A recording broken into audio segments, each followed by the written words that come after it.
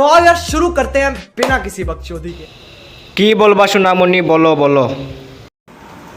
হ্যাঁ, আম্মু বলছে যে আমি নাকি ফেল করলে আমাকে রিকশাওয়ালার সাথে বিয়ে দিয়ে দিবে। তো কিতা কইলে নিদে একবার ধর ধর তোরে তো রিস্কার ড্রাইভারও বিয়া করতে নাই ভাই।